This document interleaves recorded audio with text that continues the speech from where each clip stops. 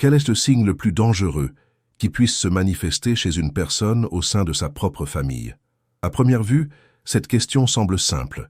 Beaucoup répondraient l'agressivité, le mensonge, le manque d'attention.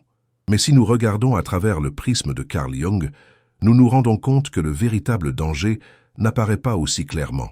Il ne provient pas seulement d'un geste explicite, mais de ce qui se cache sous la surface, l'ombre qui se déplace en silence. Jung disait que l'inconscient collectif de la famille est une scène d'ombre. Dans celle-ci, chaque membre de la famille joue un rôle façonné par les générations précédentes, répétant souvent des schémas sans s'en rendre compte. Les blessures héritées s'infiltrent dans le présent, et les comportements qui se déguisent en amour peuvent en réalité être porteurs d'une destruction silencieuse.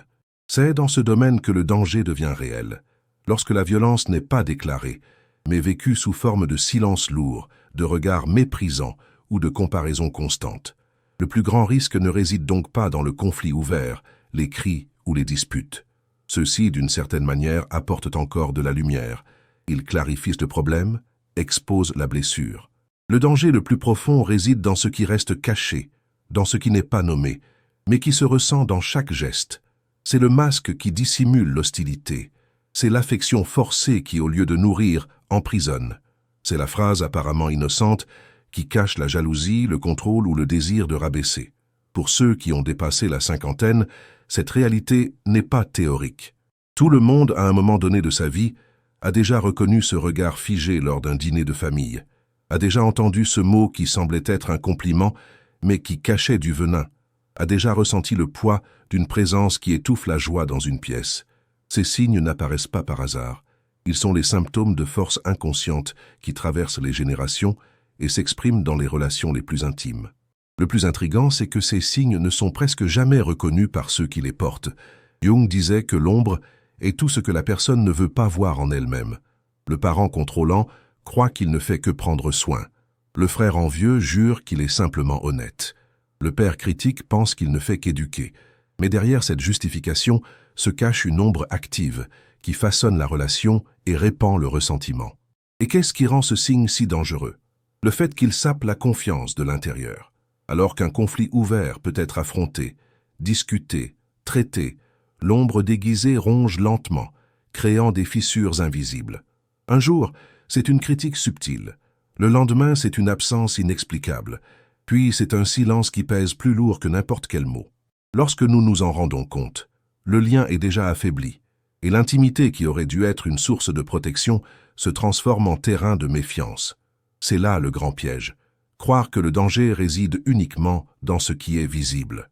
Jung nous avertit qu'au sein de la famille, ce qui n'est pas visible est ce qui nous gouverne le plus. C'est pourquoi reconnaître ces signes n'est pas seulement une question d'autodéfense émotionnelle, mais aussi de sagesse. À 50, 60 ou 70 ans, il ne s'agit plus d'éviter tout conflit, mais de comprendre quel conflit vaut la peine d'être affronté et quel silence doit être interprété. Ce que cette vidéo propose, c'est justement d'éclairer ce territoire. Non pas avec des recettes faciles, mais avec la profondeur que Jung nous invite à avoir, regarder à l'intérieur et à l'extérieur, vers nos propres ombres et celles de la famille. Le signe le plus dangereux n'est pas celui qui crie, mais celui qui se tait.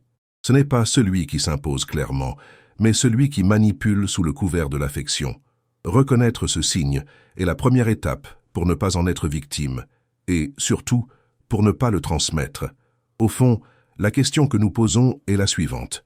Combien de fois avez-vous ressenti ce poids invisible dans votre propre famille? La réponse peut ouvrir la voie à une réflexion qui va au-delà de la vie familiale. C'est un appel à voir ce qui est caché et, finalement, à choisir la liberté intérieure. Carl Jung a défini l'ombre comme l'ensemble de tout ce que nous réprimons en nous-mêmes. Les émotions que nous n'acceptons pas, les désirs que nous jugeons inacceptables, les défauts que nous préférons cacher. Mais cette partie ne disparaît pas. Elle s'accumule dans l'inconscient et trouve inévitablement un moyen de s'exprimer. La forme la plus courante est la projection. Nous voyons chez les autres ce que nous ne pouvons pas admettre en nous-mêmes. Au sein de la famille, cette dynamique devient encore plus intense. Nous ne cohabitons pas seulement avec des individus isolés, mais avec un système de liens, de souvenirs et d'archétypes qui se répètent de génération en génération. C'est pourquoi l'ombre familiale n'est pas seulement personnelle, mais collective. C'est le ressentiment qui traverse les frères et sœurs, la rivalité héritée entre cousins, la comparaison qui se perpétue depuis les grands-parents. Le foyer, qui devrait être un lieu d'accueil, peut devenir le théâtre de disputes silencieuses où chaque geste revêt une signification cachée. Le premier signe dangereux apparaît lorsque nous réalisons qu'une critique apparemment simple ne provient pas d'une attention bienveillante, mais d'une frustration projetée. C'est la tante qui commente « Tu as pris un peu de poids, non ?» mais qui, en réalité, révèle sa propre insatisfaction vis-à-vis de son corps. C'est le frère qui dit « Tu as toujours de la chance », mais qui, au fond, projette sa difficulté à gérer ses propres échecs. Ce sont des phrases qui semblent banales, mais qui, répétées au fil des ans, créent un environnement où rien n'est neutre, tout est chargé de sous-entendus. Jung observait que l'ombre n'est pas un ennemi à détruire, mais une partie de la psyché qui doit être reconnue et intégrée. Le véritable danger ne réside pas dans son existence, mais dans son déni. Quand un membre de la famille s'obstine à ne pas voir ses propres ressentiments, ceux-ci finissent par se transformer en armes contre les autres. Le mari qui critique sans cesse la réussite de sa femme, la mère qui dénigre discrètement les réalisations de sa fille, le fils qui ironise sur chaque décision de son père. L'ombre, dans ce cas, devient le langage prédominant de la relation. Pour ceux qui ont plus de 50 ans, cette scène est familière. Combien de fois, lors de réunions de famille, une simple conversation sur le travail ou la santé se transforme-t-elle en compétition voilée? Qui a acheté la meilleure voiture? Qui a le mieux éduqué ses enfants? Qui est le plus reconnu dans le quartier?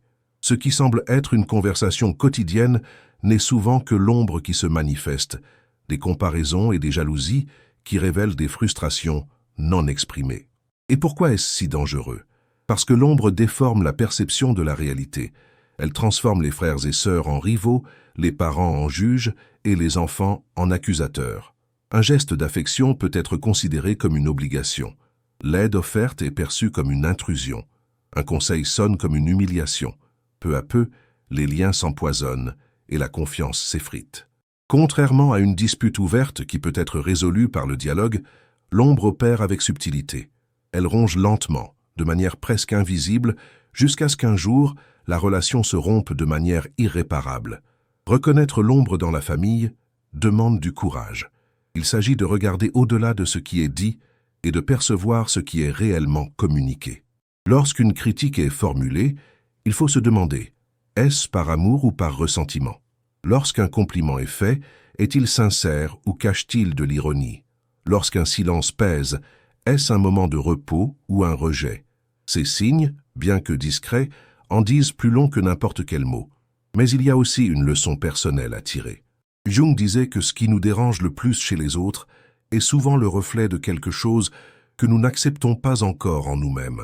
Ainsi, en identifiant l'ombre chez les membres de notre famille, nous devons également nous demander « Et moi, de quelle manière puis-je projeter ma propre ombre sur eux ?» Cette réflexion, bien que douloureuse, est libératrice, car en reconnaissant notre ombre, nous diminuons sa force. Le signe le plus dangereux au sein de la famille n'est donc pas la dispute occasionnelle, mais le moment où l'ombre s'installe comme règle de la relation, quand l'ironie remplace la tendresse, quand la critique prend le pas sur l'écoute, quand la jalousie étouffe l'affection. À ce stade, nous ne vivons plus avec la personne réelle, mais avec la projection de ses frustrations. La tâche est alors double. Reconnaître quand l'ombre des autres tente de dominer la relation et, en même temps, veiller à ce que notre propre ombre ne se transforme pas en arme contre ceux que nous aimons. C'est seulement ainsi que le lien familial peut être préservé sans devenir un champ de bataille invisible. Car, en fin de compte, le plus grand danger n'est pas d'avoir une ombre. Nous en avons tous une. Le véritable risque est de la laisser parler à notre place, jusqu'à ce qu'il ne reste plus de place pour l'amour authentique.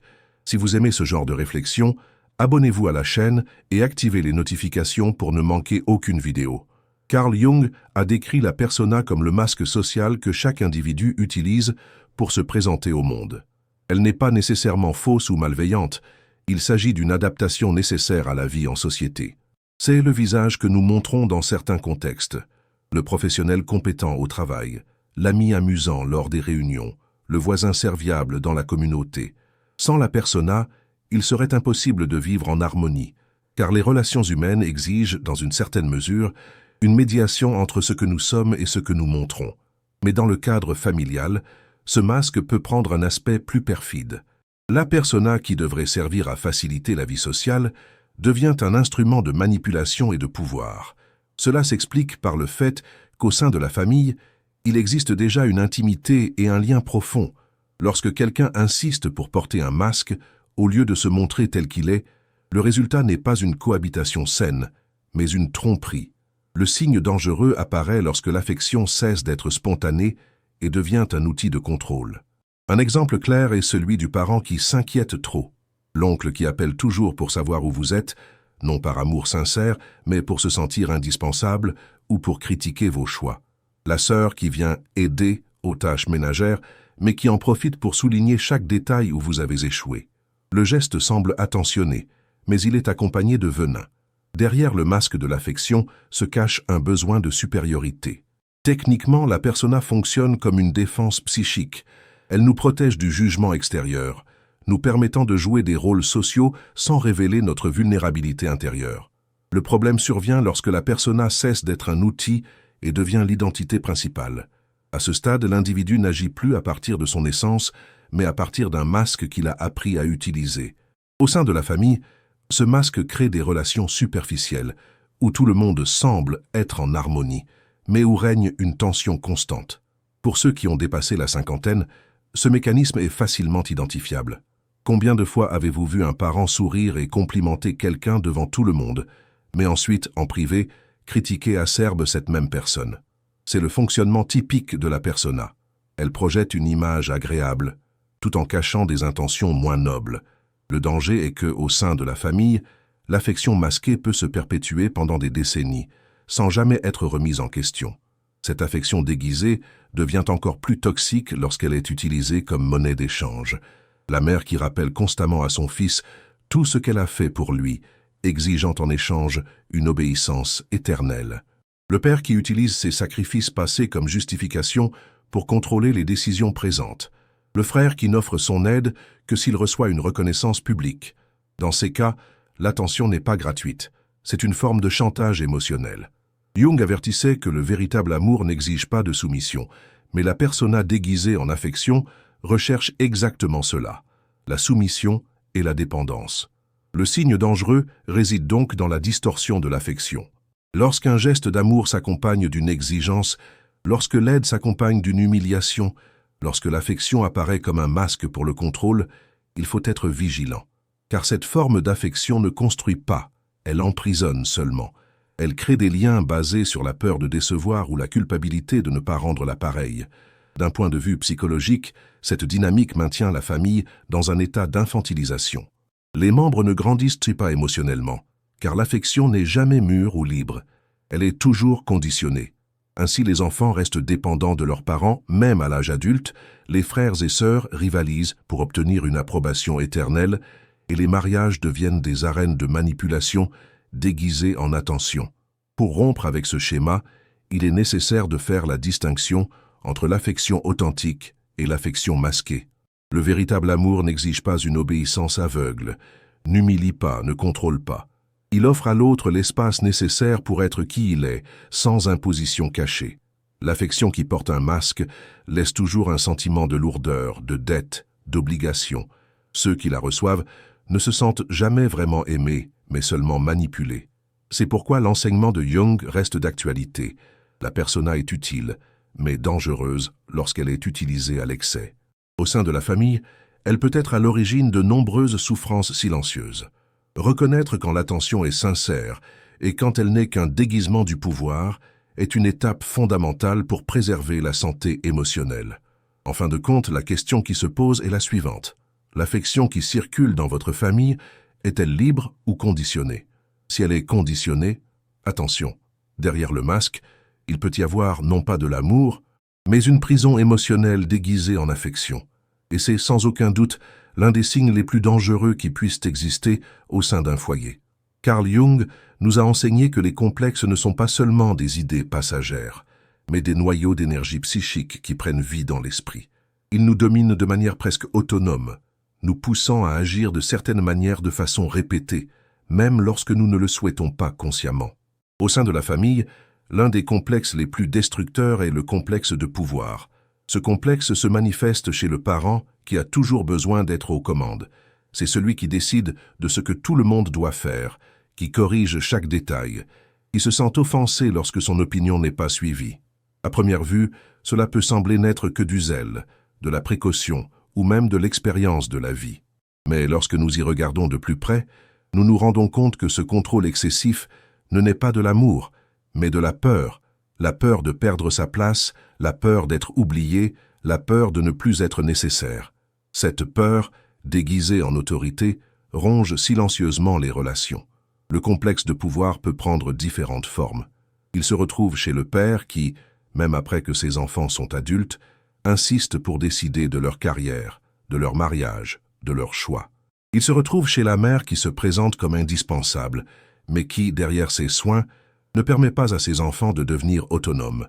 Il se trouve également chez le frère aîné qui, par habitude ou coutume, a toujours besoin d'avoir le dernier mot, même lorsqu'il n'y a plus de justification à sa position de supériorité. Le signe dangereux de ce complexe est l'incapacité de vivre sans dominer. La personne qui en est atteinte croit, même inconsciemment, qu'elle ne sera respectée que si elle contrôle tout. Elle confond autorité et amour, imposition et attention, obéissance et respect. Et cette confusion détruit la liberté intérieure des autres membres de la famille. Ceux qui grandissent dans un tel environnement apprennent à taire leur propre voix, à cacher leurs désirs, à vivre en fonction des attentes des autres.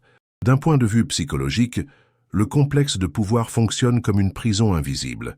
Chaque geste d'imposition renforce l'idée qu'il n'y a que deux options, se soumettre ou rompre. C'est pourquoi de nombreuses familles vivent pendant des décennies dans un cycle douloureux. Certains se soumettent et nourrissent des ressentiments silencieux. D'autres rompent brusquement, coupant des liens qui auraient pu être préservés. Ce qui se perd dans ce processus, c'est la possibilité d'une coexistence saine, où chacun peut être soi-même sans craindre de décevoir. Et il est important de souligner que ce complexe est rarement reconnu par ceux qui le manifestent. Le père contrôlant jure qu'il ne fait que protéger. La mère qui décide pour tout le monde croit qu'elle ne fait que prendre soin. Le frère qui rabaisse pense qu'il ne fait que conseiller. Mais comme le disait Jung, ce qui n'est pas conscient se manifeste comme le destin. Tant que le complexe n'est pas mis en lumière, il se répète comme un schéma. Pour ceux qui ont plus de 50 ans, les effets de ce complexe sont particulièrement visibles. Souvent, nous regardons en arrière et nous nous rendons compte que la relation avec nos parents a été marquée davantage par l'obéissance que par le dialogue. Où nous voyons des frères et sœurs qui, déjà âgés, se disputent encore le pouvoir dans de petites décisions, comme s'ils étaient des enfants se battant pour attirer l'attention. Ce sont des signes que le complexe de pouvoir n'a pas été reconnu, et qu'il a donc continué à régner. Le plus grand danger est que le contrôle étouffe non seulement l'individualité de chaque membre de la famille, mais aussi l'affection sincère. Là où il y a une imposition constante, l'amour se retire. Là où il y a la peur de décevoir, le respect se transforme en soumission. Le lien cesse d'être une rencontre entre les âmes et devient un champ de bataille silencieux, où l'un domine et l'autre se tait. Rompre ce cycle exige une prise de conscience. Cela signifie percevoir quand la sollicitude est en réalité du contrôle. Cela signifie avoir le courage de dire non à ce qui porte atteinte à votre individualité. Cela signifie également reconnaître en nous-mêmes la tentation d'utiliser le pouvoir pour compenser nos insécurités. Car si nous ne sommes pas attentifs, nous pouvons devenir ce que nous critiquons le plus, quelqu'un qui confond amour et domination. En fin de compte, l'enseignement est clair. Le véritable pouvoir dans la famille ne réside pas dans l'imposition de règles, mais dans la culture du respect mutuel. Le contrôle étouffe, mais la confiance libère. Et ce n'est que lorsque chaque membre peut respirer librement que l'amour devient authentique. Le complexe de pouvoir, lorsqu'il n'est pas reconnu, est l'un des signes les plus dangereux qui puissent exister au sein d'un foyer, car sous le couvert de l'autorité, il vole la liberté qui est à la base de toute relation saine. Entre membres d'une même famille, la jalousie est rarement avouée. Elle ne se manifeste généralement pas par des explosions ouvertes, mais par des commentaires subtils qui semblent innocents. « Tu as toujours eu de la chance. Je ne sais pas comment tu as réussi ça. Si c'était moi, je ferais mieux. » Derrière ces phrases, souvent prononcées sur le ton de la plaisanterie, se cache l'un des sentiments les plus corrosifs des relations humaines. Jung nous rappelait que la jalousie n'est pas seulement une émotion sociale, c'est avant tout un phénomène psychique, une projection de ce que l'autre ne supporte pas de voir en lui-même. Du point de vue jungien, la jalousie est le reflet de l'ombre non reconnue. Lorsqu'une personne voit en vous une qualité, une réussite ou une force qu'elle a elle-même réprimée ou qu'elle n'a jamais réussi à développer, un malaise apparaît. Ce malaise peut se transformer en admiration saine, lorsqu'il y a conscience, ou en envie silencieuse, lorsque l'ombre domine. La différence réside dans le niveau d'intégration psychique. Celui qui reconnaît ses propres limites peut admirer sans ressentiment. Celui qui les nie projette sa frustration sur les autres. Dans la famille, ce processus est encore plus délicat. Après tout, les liens sont profonds et chaque réussite d'un membre de la famille peut être interprétée comme un échec par un autre.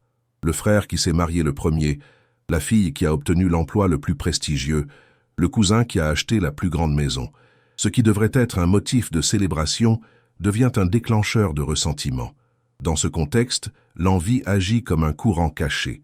Elle ne se montre pas clairement, mais empoisonne la confiance. Le signe dangereux est précisément cette subtilité. Contrairement à la colère ouverte, qui peut être affrontée, l'envie se dissimule. Elle se manifeste par des compliments qui semblent sincères, mais qui sont empreints d'ironie. Elle se manifeste par des sourires qui cachent du mépris. Elle se manifeste par des silences lourds, lorsqu'une réussite n'est même pas reconnue. Peu à peu, la victime de l'envie commence à sentir qu'elle ne peut pas partager ses joies au sein de sa propre famille, de peur de susciter des commentaires malveillants ou des regards de réprobation. Ce mécanisme crée un cercle vicieux, douloureux. L'envieux projette sur l'autre ce qu'il ne supporte pas en lui-même. L'autre, se sentant pris pour cible, se replie sur lui-même, cache ses victoires, diminue son éclat pour ne pas déranger. Le lien, qui devrait être un espace de croissance mutuelle, devient une prison de ressentiment. Et ainsi, petit à petit, la confiance est détruite à la racine. Pour ceux qui ont plus de 50 ans, ce schéma est facilement reconnaissable. Combien de fois avez-vous remarqué qu'un parent semblait plus satisfait de votre échec que de votre victoire? Combien de fois avez-vous remarqué qu'une bonne nouvelle était accueillie par un silence gênant? Ce sont des signes que la jalousie est présente et que, même si elle n'est pas avouée, elle régit silencieusement les liens. Comment gérer ce signe sans alimenter le cycle du ressentiment? La première étape consiste à comprendre, à la lumière de Jung, que l'envie en dit plus long sur celui qui la ressent que sur celui qui la reçoit. Elle est le reflet de l'ombre. L'autre voit en vous le miroir de ses propres frustrations. Reconnaître cela vous évite de tomber dans le piège de vous culpabiliser ou de vous rabaisser. La deuxième étape consiste à établir des limites subtiles. Il n'est pas nécessaire de s'opposer de manière agressive, car l'envie est rarement admise. Mais il est possible de se protéger en choisissant avec soin ce que l'on partage, en évitant de s'exposer à des commentaires dont on sait déjà qu'ils seront chargés de venin. Ce n'est pas une attitude de froideur, mais de sagesse. Préserver ce qui est précieux loin des regards qui ne savent pas célébrer. Enfin, la troisième étape consiste à travailler sur votre propre ombre. Demandez-vous, à quel moment ai-je moi-même ressenti de l'envie envers les autres? Comment ai-je réagi? En reconnaissant ce sentiment en vous, vous diminuez sa force et augmentez votre empathie. Après tout, nous sommes tous susceptibles de ressentir de l'envie. Ce qui fait la différence, c'est la façon dont nous la gérons. La conscience transforme l'envie en admiration, et l'admiration, lorsqu'elle est sincère, renforce les liens au lieu de les détruire. L'enseignement central est que l'envie au sein de la famille n'est pas seulement un désagrément passager. C'est l'un des signes les plus dangereux car elle s'attaque à la confiance, qui est le fondement de toute relation. Lorsque l'autre ne parvient pas à se réjouir de votre joie, quelque chose de fondamental se brise. Jung dirait que la guérison consiste à rendre conscient ce qui est caché. Reconnaître l'envie, chez l'autre et chez nous-mêmes, est le seul moyen d'empêcher ce courant caché de continuer à empoisonner le sang de la famille. Toute hostilité ne s'exprime pas forcément par des mots. Il y a des moments où le silence en dit plus long que n'importe quel cri, et son poids peut être insupportable. Dans de nombreuses familles, ce ne sont pas les disputes qui laissent les cicatrices les plus profondes, mais les silences prolongés, ces regards qui figent l'atmosphère, ces présences qui transforment la maison en un territoire de tension invisible. Carl Jung rappelait que l'inconscient s'exprime non seulement par ce qui est dit, mais surtout par ce qui est tu. Le silence, dans ces cas-là, est un puissant vecteur des ombres. Dans la dynamique familiale, le silence lourd a une fonction claire. Il ne communique pas l'absence, mais une présence hostile. C'est le père qui, au lieu de dire « je suis déçu », se tait simplement et laisse l'atmosphère de la maison plonger dans la froideur. C'est la mère qui, face à un conflit, décide d'ignorer son fils pendant des jours, utilisant le silence comme punition. C'est le frère qui, au lieu de dialoguer, répond par des regards dédaigneux et des gestes secs. Dans tous ces cas, le silence n'est pas de la neutralité, c'est une attaque déguisée. Le danger de ce signal réside dans sa subtilité. Alors que les mots offensants peuvent être mémorisés et, éventuellement confrontés, le silence lourd opère comme une ombre qui s'infiltre dans le quotidien. Il ne laisse pas de traces visibles, mais imprime des marques émotionnelles profondes. L'enfant qui grandit dans une maison où le silence est utilisé comme une arme apprend à associer l'affection à la peur. L'adulte qui vit avec des proches qui utilisent le silence comme moyen de représailles se sent constamment en insécurité, comme s'il marchait sur un terrain instable. Jung disait que l'inconscient parle en symboles. Le silence lourd est l'un de ces symboles. Il représente tout ce qui n'a pas été résolu, tout ce qui n'a pas été exprimé par des mots. Chaque fois que quelqu'un choisit de se taire plutôt que de dialoguer, il transfère le poids du conflit vers l'inconscient collectif de la famille.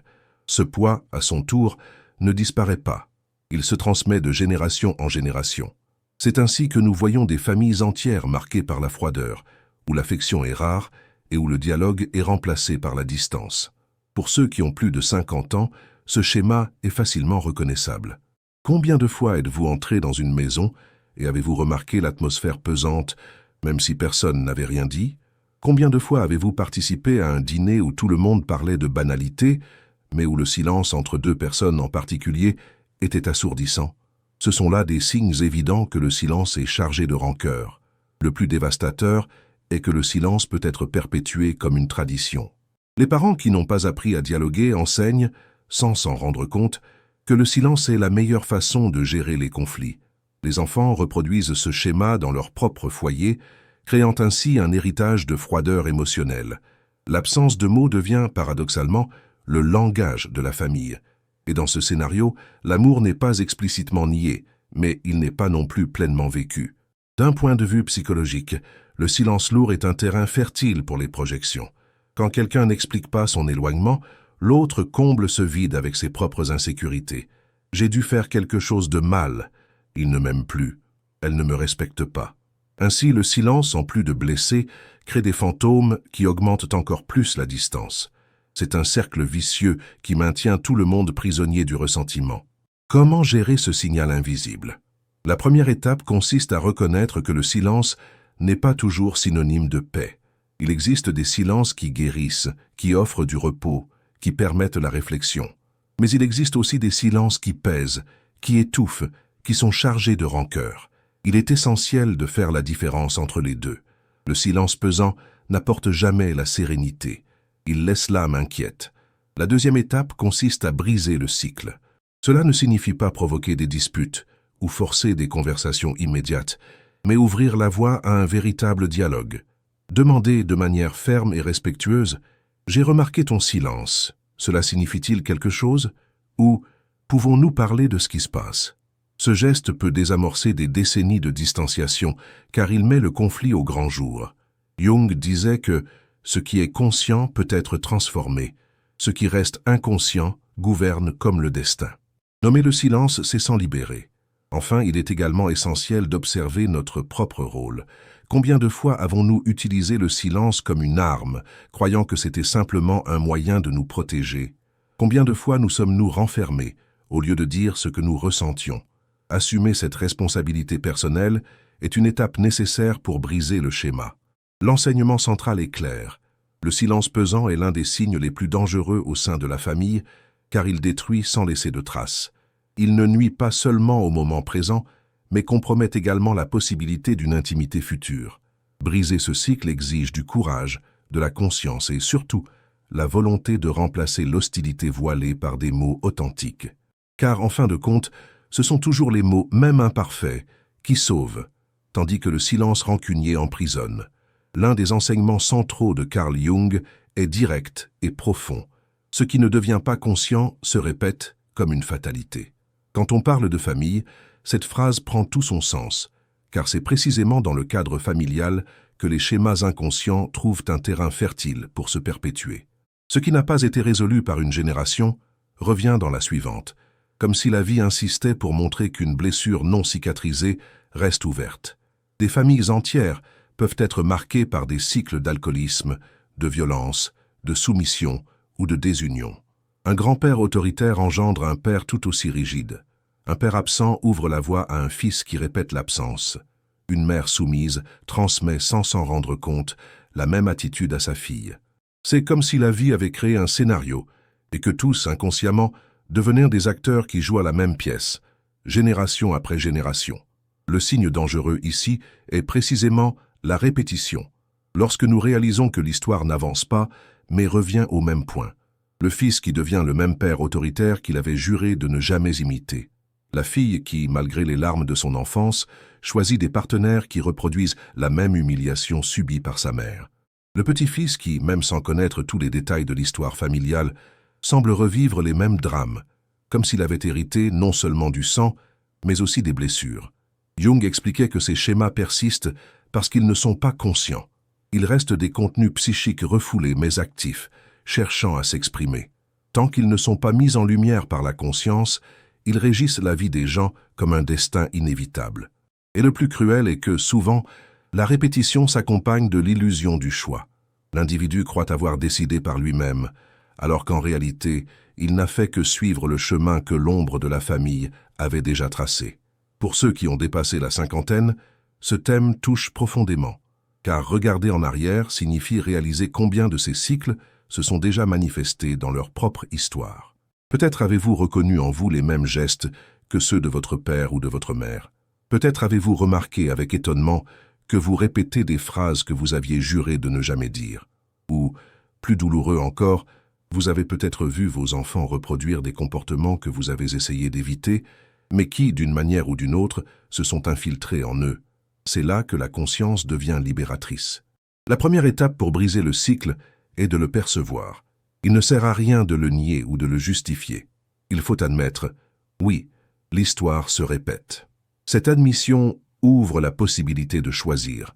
Si auparavant vous étiez condamné à revivre le passé, vous pouvez désormais choisir une nouvelle voie. Jung nous rappelle que l'inconscient n'est pas un ennemi, mais un terrain fertile.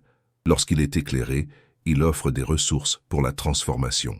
Le cycle de la répétition se manifeste de nombreuses façons, parfois sous forme de schémas clairs, comme dans les familles où la violence se transmet de génération en génération, d'autres fois sous forme de schémas plus subtils, comme l'incapacité à montrer de l'affection, la peur de l'intimité ou la tendance à éviter les conflits. Dans tous les cas, le résultat est le même. La vie cesse d'être une création et devient une répétition. L'individu ne construit pas, il ne fait que revivre. Que faire face à cela? Le chemin commence par la connaissance de soi. Se demander « Quel schéma est ce que je reconnais dans ma famille? Quel comportement semble se répéter chez moi ou chez mes enfants? À quel moment ai-je l'impression de ne pas choisir librement, mais seulement de répéter ce que j'ai déjà vu ?» Ces questions peuvent être douloureuses, mais elles sont nécessaires, car seul ce qui est nommé peut être transformé. Une autre étape consiste à briser le silence. De nombreuses familles protègent leurs secrets, croyant que les cacher est un moyen de préserver leur honneur. Mais ce qui est caché ne disparaît pas. Il revient simplement sous forme de symptômes. Parler des douleurs du passé, raconter les histoires qui ont été passées sous silence, reconnaître les erreurs commises.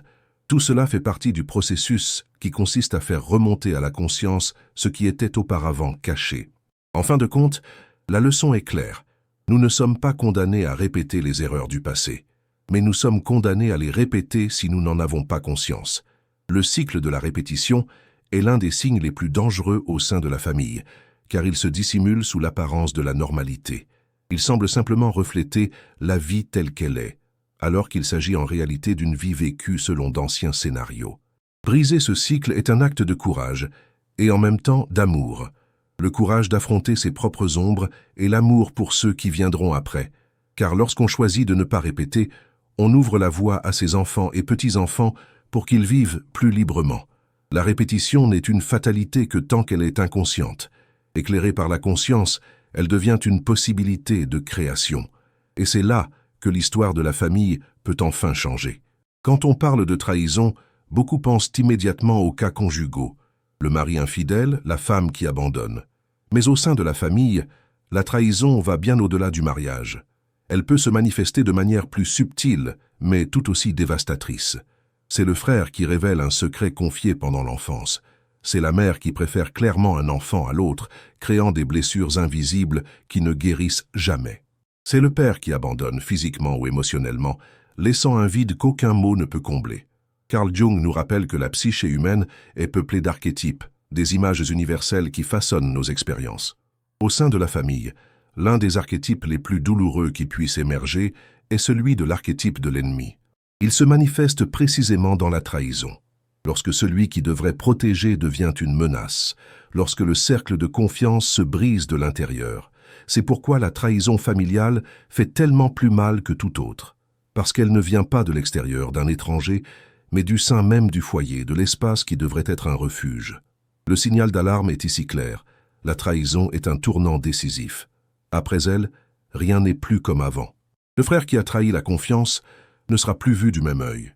Le père qui a abandonné laisse des traces qui s'étendent sur toute la vie adulte de ses enfants.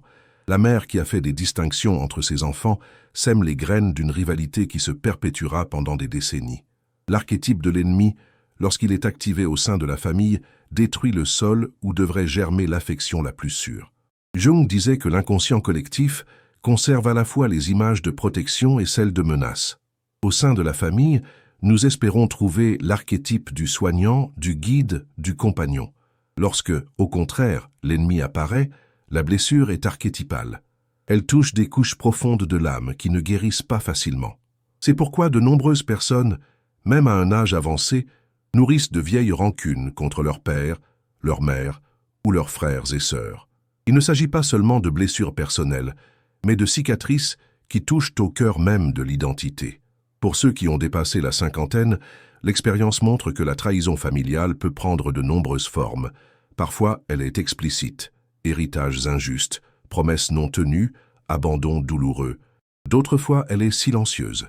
Une préférence voilée, une absence dans les moments les plus importants, un mot de soutien qui n'est jamais venu. Dans les deux cas, le sentiment est le même, être blessé par ceux qui devraient vous protéger. Le plus grand danger de la trahison ne réside pas seulement dans l'acte lui-même, mais dans l'érosion de la confiance. Une fois brisée, la confiance est très difficile à reconstruire, et dans certains cas, elle ne se rétablit jamais complètement. Cela crée un héritage de méfiance qui peut s'étendre aux générations suivantes. Les enfants qui grandissent sans faire confiance à leurs parents apprennent, sans s'en rendre compte, à ne pas faire confiance non plus à leurs conjoints, leurs amis ou leurs collègues. L'archétype de l'ennemi, lorsqu'il n'est pas reconnu, continue à se manifester dans d'autres relations. Et comment faire face à ce signe si dévastateur? Jung n'offrait pas de réponse facile, mais indiquait la voie de la conscience. La première étape consiste à reconnaître la trahison et à la nommer.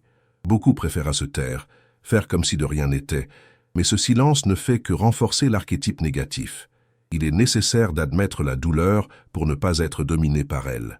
La deuxième étape consiste à prendre une décision. Toutes les trahisons ne peuvent ou ne doivent pas être pardonnées, mais chaque trahison exige un choix. Maintenir la relation sous de nouvelles conditions, ou prendre ses distances pour préserver sa propre santé psychique. La confiance doit être cultivée comme un jardin, et lorsqu'elle est détruite, elle ne peut être restaurée automatiquement. Elle exige un effort conscient, des limites claires, et souvent le courage de dire « tu ne passeras pas ». L'enseignement central est que la trahison, lorsqu'elle se produit au sein de la famille, ne peut être ignorée. Elle est un signe dangereux car elle porte atteinte à la base de tout lien, la confiance. Mais elle peut aussi être un tournant. En reconnaissant l'activation de l'archétype de l'ennemi, nous pouvons choisir de ne pas le perpétuer. Nous pouvons transformer la douleur en apprentissage, établir des frontières claires et cultiver des relations plus saines dans le présent. En fin de compte, ce que Jung nous enseigne, c'est que la famille n'est pas seulement un lieu d'amour, mais aussi un champ où nos ombres les plus intenses se manifestent. La trahison est l'une de ces manifestations. La reconnaître, plutôt que la nier, est la première étape pour empêcher l'ennemi de continuer à vivre dans le foyer. Car même si la blessure de la trahison ne disparaîtra jamais complètement, elle peut cesser d'être une fatalité lorsqu'elle est transformée en conscience. Nous arrivons au point central de cette réflexion. Le signe le plus dangereux chez un membre de la famille n'est pas le cri, ni la colère explicite, ni même les conflits qui deviennent visibles aux yeux de tous. Ceux-ci peuvent, d'une certaine manière, encore être affrontés. Le véritable danger réside dans l'incapacité à reconnaître sa propre ombre. C'est le parent qui ne se voit jamais dans les erreurs qu'il répète, qui projette ses erreurs sur les autres, qui n'assume jamais ses responsabilités. C'est le type de présence qui contamine silencieusement les liens et transforme la cohabitation en terrain instable. Carl Jung nous mettait en garde. Ce qui ne devient pas conscient revient sous forme de destin. Cette phrase résume le risque qui pèse sur toutes les familles. Le père qui n'admet jamais sa dureté verra son fils reproduire la même rigidité. La mère qui ne reconnaît pas sa tendance à contrôler élèvera des filles qui apprendront à n'aimer qu'à condition d'être soumises. Le frère qui n'accepte pas sa propre envie continuera à alimenter des rivalités sans fin. Ce qui n'est pas vu ne disparaît pas, mais revient, déguisé, dans de nouveaux épisodes, dans de nouveaux corps, dans de nouvelles générations. Pour ceux qui ont déjà 50, 60 ou 70 ans, cette perception prend tout son sens. La maturité nous offre la capacité de regarder en arrière et d'identifier les cycles. Beaucoup réalisent, avec une certaine douleur, qu'ils sont devenus exactement ce qu'ils critiquaient le plus chez leurs parents. D'autres voient chez leurs enfants des attitudes qui reflètent les zones d'ombre non résolues de la famille. C'est comme si la vie, avec son insistance, disait « Tant que tu n'en prendras pas conscience, tu continueras à vivre sous ce destin qui se répète. » C'est pourquoi la leçon finale est si claire. Le plus grand acte de protection au sein de la famille n'est pas seulement de surveiller le comportement des autres, mais de cultiver sa propre conscience. C'est avoir le courage de se demander « À quel moment suis-je porteur de ce signe dangereux ? Quand ma critique n'est-elle pas de l'attention, mais une projection ? Quand mon silence n'est pas de la sérénité, mais de la rancœur ? Quand mon affection n'est pas de l'amour, mais du contrôle ? » Ces questions peuvent être dérangeantes, mais elles sont libératrices, car seul celui qui reconnaît sa propre ombre peut l'empêcher de régner en silence. Le danger de vivre inconsciemment est de devenir transmetteur des mêmes blessures que nous avons reçues. Le père qui ne reconnaît pas son absence élève des enfants qui reproduiront le même éloignement. La fille qui ne perçoit pas sa soumission enseignera à ses petites filles le même modèle de dépendance. Quand il n'y a pas de conscience, il n'y a pas de choix. L'individu croit décider par lui-même, mais en réalité, il ne fait que suivre un scénario déjà écrit par l'inconscient familial. Mais quand il y a conscience, le destin se transforme en possibilité. Le parent qui reconnaît sa dureté peut apprendre à être plus indulgent. La mère qui voit son contrôle peut apprendre à faire confiance. Le fils qui perçoit sa jalousie peut la transformer en admiration sincère. Le cycle est alors brisé. Et à ce moment-là, l'ombre cesse d'être une menace et devient une force intégrée. Une partie de la psyché qui, lorsqu'elle est acceptée, offre l'énergie nécessaire pour créer des liens plus authentiques. Nous ne pouvons pas choisir la famille dans laquelle nous naissons. C'est un fait incontournable. Mais nous pouvons choisir la place que notre âme occupera au sein de celle-ci. Nous pouvons choisir d'être des répétiteurs de schémas ou des constructeurs de nouvelles voies. Nous pouvons choisir de porter l'ombre sans la reconnaître ou de l'éclairer avec la lumière de la conscience. Et ce choix n'est pas seulement personnel, il libère également ceux qui viennent après nous. À 50, 60 ou 70 ans, la vie nous a déjà montré qu'il n'existe pas de famille parfaite. Toutes portent des ombres, des secrets, des conflits et des douleurs. Mais toutes offrent également une chance de croissance, de transformation, d'individuation, mot que Jung utilisait pour décrire le processus de devenir entier. Et devenir entier signifie précisément intégrer l'ombre, au lieu de la nier. Ainsi, le message final est simple et profond. Le signe le plus dangereux chez un membre de la famille n'est pas ce qu'il crie, mais ce qu'il ne reconnaît jamais en lui-même. La véritable protection consiste à cultiver la conscience, pour ne pas être victime de ces signes, et plus important encore, pour ne pas les transmettre. Car, en fin de compte, la liberté intérieure ne dépend pas de la famille dans laquelle nous sommes nés, mais de l'attitude que nous choisissons d'adopter au sein de celle-ci. Et c'est dans cette attitude que se trouve le respect, la paix et la dignité qui demeurent pour toujours. Si cette réflexion vous a parlé, aimez la vidéo, abonnez-vous à la chaîne et activez les notifications pour recevoir d'autres réflexions comme celle-ci. Ainsi, vous ne manquerez aucun nouveau contenu. Portez-vous bien et à bientôt.